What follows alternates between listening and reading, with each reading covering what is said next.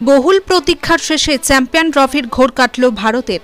2023 সালে ওড়িয়ায় বিশ্বকাপ ফাইনালে অল্পের জন্য ভারতের ট্রফি মিস হয়েছিল। চ্যাম্পিয়ন্স ট্রফিতে সেই অঘটন ঘটল না, হলো মধুর প্রতিশোধ।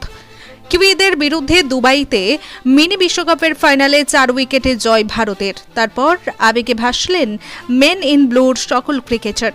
টিমের প্রত্যেকের প্রশংসা করার পাশাপাশি চ্যাম্পিয়ন হয়ে কোহলি জানিয়ে দিলেন সেরা ছেলেদের হাতেই রেখে যাবেন। এই কথা বলে কিসের ইঙ্গিত দিলেন কিং কোহলি? অন্যদিকে দেশের হয়ে প্রথম আইসিসি ট্রফি জিতলেন মোহাম্মদ শামি। বেশ চর্চিত মোহাম্মদ শামি যতবারই শামি বড় ট্রফি খেলেছেন ততবারই হেরেছে। 2023 সালে বিশ্বকাপে দুর্দান্ত পারফরমেন্স করলেও হাতছাড়া হয় বিশ্বকাপ।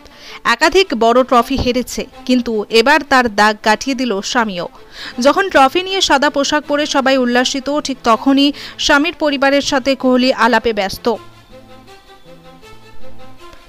এই সাফল্যের দিনে মাঠে হাজির শামির পরিবার। দুবাইয়ের মাঠে দেখা গেল শামির মা, ভাই ও বোনকে। শামির মাকে প্রণাম করলেন বিরাট কোহলি। বিশ্বকাপ ফাইনাল হারলেও রোহিতের ভাগ্য বেশ সাথ দিচ্ছে। টি20 বিশ্বকাপ জেতার পর চ্যাম্পিয়ন ট্রফি নিজের পারফরমেন্স দেখিয়ে দলকে জয় এনে দিলেন। ভারতীয় দল তৃতীয়বার আইসিসি চ্যাম্পিয়ন্স ট্রফি জিতে মন কেড়েছে 140 কোটি ভারতীয়র। অধিনায়ক রোহিত ছাড়াও ব্যাটিংয়ে শ্রেয়াস আয়ার দুর্দান্ত পারফরমেন্স দেখিয়েছেন। তিনি 48 রানের গুরুত্বপূর্ণ ইনিংস খেলেছেন। উইকেট কিপার ব্যাটার কেএল রাহুলও কামাল করেছেন। তিনি শেষ পর্যন্ত উইকেটে টিকে থাকেন এবং 34 রান করে দলকে জিতিয়ে ট্রফি এনে দিয়েছেন।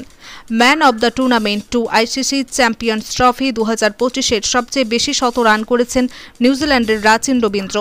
তিনি পেলেন গোল্ডেন ব্যাট। সর্বোচ্চ উইকেটে ম্যাট হেনরি গোল্ডেন বলের খেতাব তার হাতে। চ্যাম্পিয়ন হওয়ার পরে মাঠে উল্লাস করেন ভারতীয় ক্রিকেটাররা। তারপরে তাদের হাতে ট্রফি তুলে দেন আইসিসির চেয়ারম্যান জয় শাহ।